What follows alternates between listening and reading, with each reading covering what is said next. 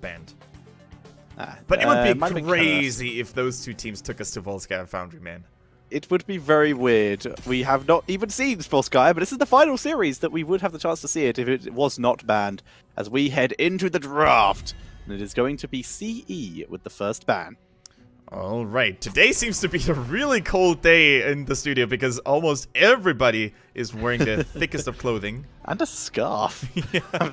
I don't think I've ever seen a pro player wearing a scarf during a tournament. Maybe CCH is not feeling well and he just wants to stay safe, or maybe he just tries to be fancy and good looking.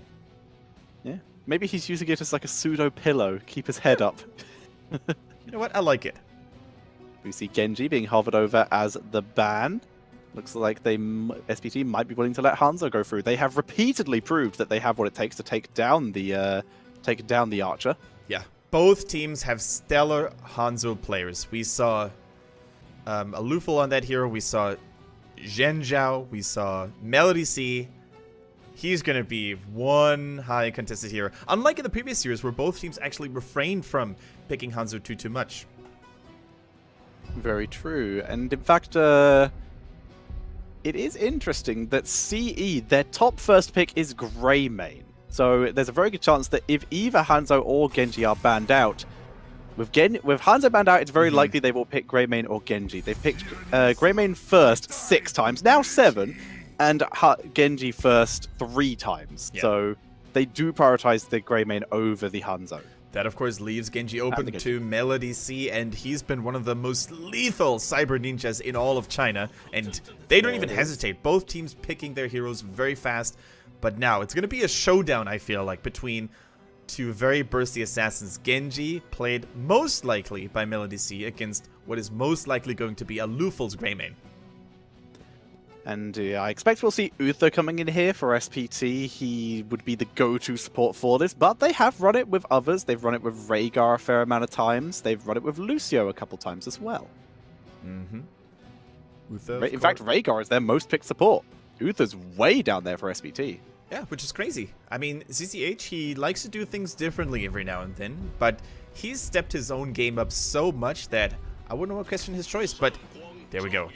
And the cool thing is, although, guys, in this game, we're not going to find out, but we're going to find out who plays Tassadar and Tracer.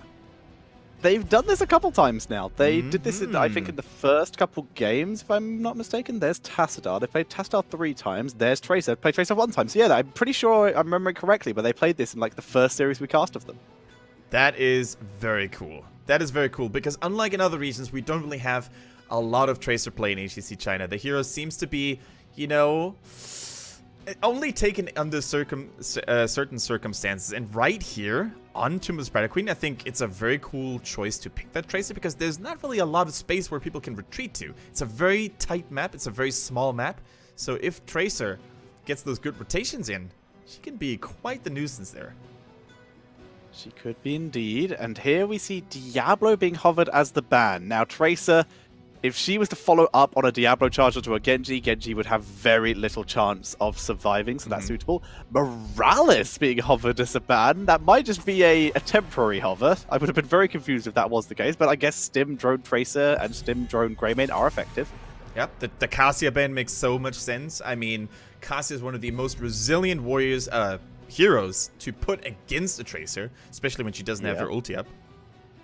And also is just very effective against Greymane too. She fits in very good to that draft and is one of Shen Zhao's most terrifying heroes. So we do see the Cassia removed. Now, Tetcher, picking a Tassadar Tracer combo into a Genji is a little bit of a risk, because both of those heroes have very fast attacking auto attacks. So the moment Genji activates Deflect, both of those players need to switch targets immediately, or put a hold to their attacks altogether by pressing their S key. Yeah, it is the H key, by the way. It is the H key. I always mess those up. Yeah, it's fine. Everyone does it. Because I rebounded to my S key. S is stop, as in stop moving. H is hold, as in hold fire. Because I actually rebound those keys. So I apologize for spreading misinformation. It is H. You can, of course, rebind if you're like me. I mean, we have so much power here. For anyone who's not paying attention, we could easily mislead them. Where it's just like, yeah, guys, if you ever want to hold your abilities against Genji, then make sure to press your R key. That's the ability that you need to. That's the button you do to stop it as auto attacking. And if you want to speed things up a little bit and want an insta win into your league, press Alt F4. That's the ultimate secret. Please, that's a harsh one. Do not tell anyone. I dare you. Please don't get me in trouble with Blizzard, you know, showing you secret strategies and stuff. Yeah. All right, well, we have Tychus and Ragnaros coming in. SPT Ragnaros is cool. CE, they return to the solo tank Johanna, and that's concerning. All right, Ragnaros, though, a Tomb of the Spider Queen special. Johanna now being also prioritized by CE. Whether they took a little bit of inspiration from RPG's game a couple of minutes ago, or whether they actually prepared that for a long time coming, remains to be seen. SPT, they have, over their career, apparently, with this current team lineup, aka with Soap, they have played Ragnaros twice and lost with it twice. That is cool, man. And you know what else is cool? That is the Garrosh. I am very excited for the first Garrosh on stream besides Time Flow, if I recall correctly. This is very cool. And it's probably going to be played by Misaka as well, unless he likes to go for the Ragnaros a little bit more. Now, one thing we have to highlight before this game starts, the overall placement, the overall seeding for the playoffs can't be changed anymore. SPT has too high of a lead, too much of a lead. However, Chinese teams are proud, and they do not want to disappoint their fans, and most importantly, they do not want to disappoint themselves. So all teams here are still going to fight to the death and show us their best performance. So, let's go over some very quick statistics here. Gotcha. CE this season have a 90% win rate with Greymane, 10 wins and 1 loss. Super Perfect Team have a 50% win rate with Genji. How many times did they play it? 2. 1 win, 1 loss. That doesn't count, Tetra. That's fake news. It's fake news. Tychus, on the other hand, a little bit more accurate. 4 wins, 0 losses, which is very, very strong. I mean, I just can't wait to see some of the duels here. I mean, we've got the support duel, 2 of the strongest supports in the league, 365, growing so much as an individual player. ZZH doing the exact same. We've got the legends, Alufal and Zhan Zhao duking it out, Melody C as well, and we've got the big warrior face-off as well between Wind and Misaka on that Garrosh. I just can't wait to finally get rolling here for game number 1, ladies and gentlemen. Give it up for the Super Perfect Team and their opponents, the Eternal Rivals Challenge, aka CE. As we load into Tomb of the Spider Queen, and ladies and gentlemen, spawning on the left-hand side, our current champion, Super Perfect Team, with Chen Jiao on Tychus, Melody C on Genji, Misaka on the Garrosh, Soap on Ragnaros, and ZZH playing the Uther. And their opponents in the reds, known as Challenge, former champion, Eternal 2nd seed right now, with Alufal on Tracer, Wind on Johanna, KTY plays Tassadar, 365 on the Rhaegar, and Zuyu, last but not least, plays the Greymane this time around. As they move on, and someone on CE is running an SPT spray. Very, very fun to see. And it's a meatball build, a meteor build coming in from Soap. I just love it when you call it meatball, because I never paid attention to it, but it really does look like a meatball. Oh my god, these talents, look at this. So Unrivaled Strength, fairly normal. Press the Advantage, fairly normal. Genji, so aggressive. We are underway straight away. Zuyu is taken out. First blood going over to SPT. But some of the other talents, we have the Meteor build coming in, going to try and get the stacks, and Hammer of the Lightbringer coming in for Uther. Yeah, very true. Uther wearing his MC Hammer pants today, and I can't wait to see what this one will have in store for us, because oftentimes when we see that build, it is when lined up against someone like Sonya, so you can interrupt her a little bit more frequently, but also against heroes like Greymane or especially Tracer. You can really capitalize on every split second that Tracer doesn't pay attention to, so don't forget about Uther, man. He's still quite lethal. In the meantime, we see Zuyu sneaking in all around, so he doesn't get seen by Soap on the Ragnaros, and he's already on that mercenary camp, the Siege camp in the bottom lane. Yeah, Lufal already being forced back after taking so much of that damage, and I really like that you brought up the cooldown reduction on the stun. It is such a big deal when you're against such a highly mobile hero, so very well brought up. It's also a nice remedy when it comes to dealing with one of Uther's major weaknesses, which is mana. So you regenerate mana for every basic attack, which can be really good as long as you're not getting blinded by the Johanna. Yeah, that's only after he's finished stacking, by the way. I don't think he actually gets it from the base. No, it's baseline. Base quest. It's baseline. Is it? Yeah. I'm almost 100% sure. Because I like to run that talent myself quite a bit when I played my Uther. Hammer of the Lightbringer. Basic attack. The quest is basic attack enemy 75 times. A reward, basic attacks reduced. Oh, wait a minute. They removed the mana regen then. I'm pretty sure. Oh, yeah. Here we go. Passive. It says it, but it's not in yellow like the rest of it. Passive. Gotcha. Uther's basic attacks restore 1.5% of Uther's Okay. mana. But it's under the reward. So, yes, you were correct. You got me thinking there for a moment, Teacher. No, you were correct, as we see the bigger they are coming in for the Tigers and Indomitable coming in for Garrosh. Alright, we see a standard Tassadar build, focusing, of course, on the improved life leech here. We see Melody C. What's up? Alooful. Look at his 4. The risk has been taken. Oh my goodness. Living on the edge. Literally. Untouchable. Coming in for Alooful. Let's see if he can live up to the name.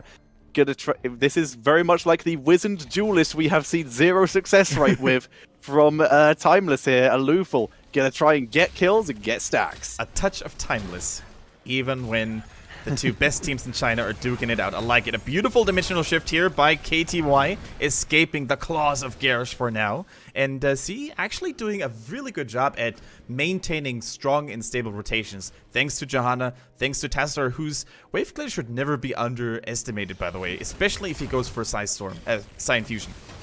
Which is exactly what he has done. So, like you said, the wave clear is very strong from Tassadar here, which is why he is the one chilling in the solo lane. Luful dropping damage. So far, still only 1 kill. That kill from earlier onto Zuyu here. Neither team able to pick up a second yet. Beautiful timing there. A beautiful toss, but Luful dodging it with ease and grace. Just using his E key, the recall, to make it out alive. A nice toss attempt, though, by Misaka. And oftentimes, if you bait a relatively early recall on Tracer, she has to play much more carefully, resulting in a lot less pressure that your own team has to endure.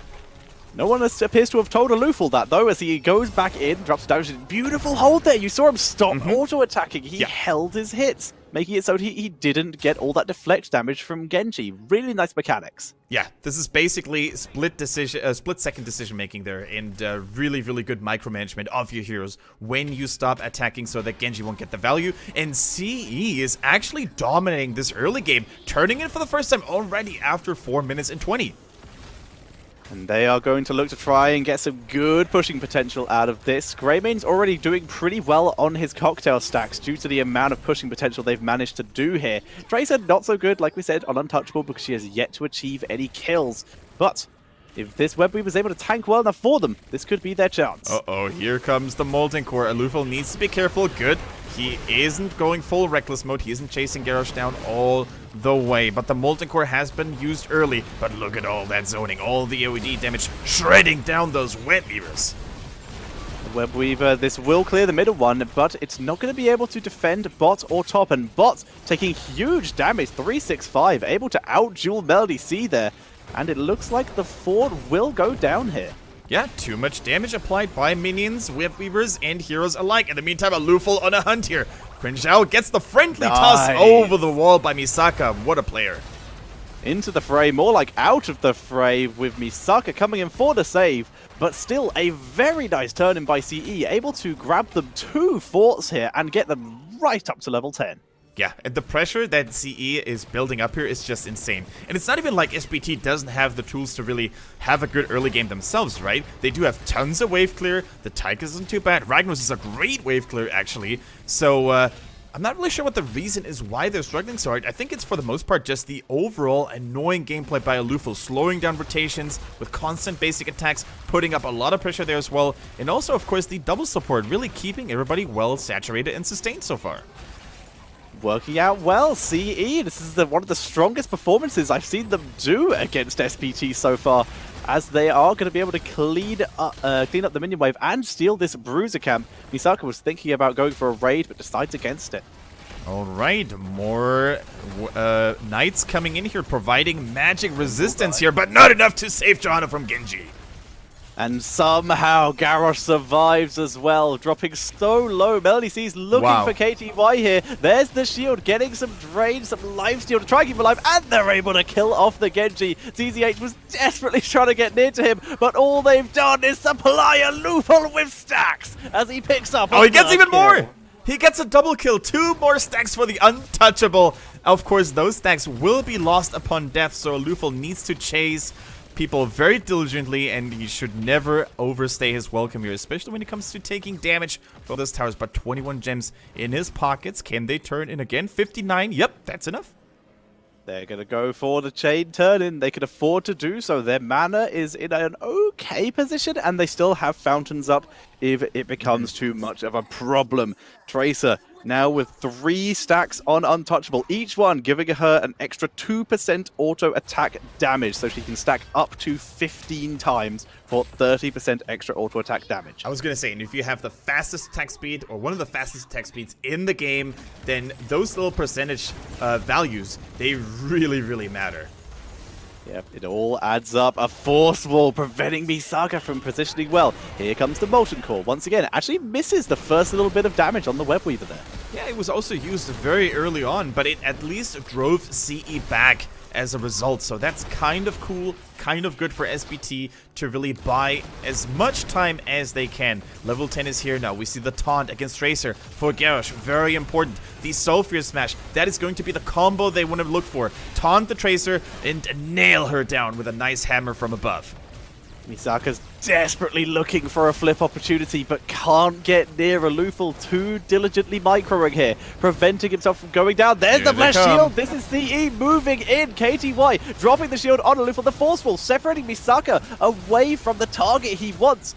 And this will not be the kills that CE were looking for, but they're still in a good position. In comes Genji, but straight back out, just looking for poke damage. Johanna, a little bit out of position, but the kill is picked up by a Lufel. The kill is picked up, 1 more stack has been collected, but did you see the value of the Web Weaver there? The purple AoE attack dealing so much damage. The Ancestral is good on Zuri as well, and this could be a very quick cleanup for CE. The fleeing Dragon Blade does save Genji, but they are able to take down the first keep of the game at 9 minutes, Kendrick. CE, what a performance they're putting on in game number 1. My goodness, this is not the CE we're used to seeing when they face SPT. It is normally the exact opposite way, but CE, whatever they had for breakfast seemed to have worked out, because the Tracer, in general, I gotta say, that is the best Tracer I've ever seen in China, right there. It's looking good. Currently up, I'm pretty sure she's participated in every kill, so up to 5 stacks now out of 15. So that is going to be an extra 10% auto attack damage. Combine that with the Ricochet. No bullet spray for Tracer. Just going to try and get that nice AoE team fight damage with the 50% chance for Tracer auto attacks to bounce to a nearby enemy. Yeah, and if you think about it, there's always going to be targets clumping up with the team comp that SPT has, because Garrosh, he wants to make the flip happen, and then everybody collapses on the flip target, which means Tracer could get some really serious AoE value from the Ricochet talent, as you pointed out. Great call. Very interesting. The other option might have been, if they didn't want to go for the bullet spray, the leeching strikes, the leeching attacks, which would have been interesting. It would have made her very hard to kill, but Tassadar's already got it covered. Yeah, and I mean, you don't really need a talent like that when you already have Tassadar with the improved lifesteal, so I think it's a good call not to go for it. I'm pretty sure we're going to see a Force Wall here if things get really dicey. Uh-oh. Tassadar's in trouble. Is Dimensional Shift up? Yes, it is, but the whole point of this is they're still delaying. Now, Boss has been taken, and guess what? Wind and Tassadar are currently still alive. Wind might have bitten off more than he can chew, though. And Lufel coming in as a distraction. Some Furious Smash, but Ancestral lands! They were able to delay the turn-in, but not enough. Finally, Chen Xiao was able to turn in and go into the fray, getting Chen Xiao out. Misaka, though, will face an untimely death. And I think Lufel is also going to catch Tychus on the bottom there, collecting stacks and even more stacks. Here comes another dash, another blink, and with the Web Weavers being unleashed, they can't even build up any pressure. SPT, that is, because they just lost 3 team members. Is this a core call? CE goes straight for the core. The web weaver's being completely ignored here. However, it is Genji and Uther, the last two surviving members, if anyone can hold. Ragnaros is back as well, going straight A Lufo's on a vendetta. here. Interrupted by the Condemned. Nice job there. The core down to 50%. Here comes the Dragonblade trying to save the game here as Greymane is Disable the left stats! completely unattended on the core. And that's going to be Wow. it. GG. Game number 1 goes to CE. Thank you for showing the stats, but it covered too much of the screen there. We didn't even catch the action in the bottom there. But all stacks were lost upon death for Alufal, but boy did he go down with a smile because the core fell as a result. Well played by CE, already coming out swinging. It looks like they prepared very well against SPT today. And this is something we're not used to seeing. SPT, as we said multiple times, traditionally